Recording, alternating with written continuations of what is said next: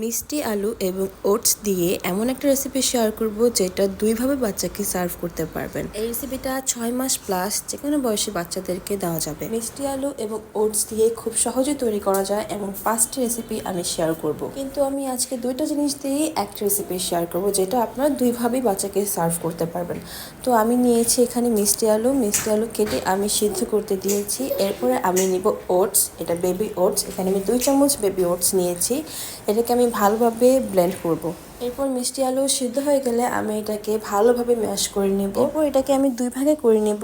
এক ভাগ দিয়ে আমি ওটস পরিচ বানাবো আর আরেক ভাগ দিয়ে আমি ফিঙ্গার স্টিক টাইপ বানাবো যাতে আমার বেবি হাত দিয়ে ধরে খেতে পারে। তো প্রথমে আমি একটু বাটার নিয়েছি। বাটারটা একটু ভালো করে মেল্ট হয়ে গেলে আমি দিব ওটসের গুঁড়া। ওটসের গুঁড়াটা দিয়ে একটু নেড়েচেড়ে আমি পানি দিয়ে দিব। পানিটা দিয়ে ভালোভাবে মিশিয়ে আমি মিষ্টি আলু যে ব্যাটারটা আছে সেটা দিয়ে দিব।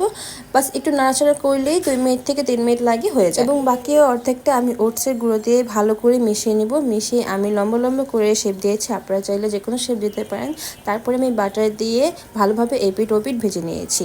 ব্যাস। সত্যি বলতে আমার ছেলে পরিচ টাইপ খাবার তেমন একটা পছন্দ করে না, ও ফিঙ্গার ফুড পছন্দ করে, তাই আমি ওকে এভাবেই বানিয়ে দিই, ও এভাবেই খেতে পছন্দ করে। এবং যারা যারা আমার ভিডিওটি দেখছেন তাদের সবাইকে অসংখ্য ধন্যবাদ।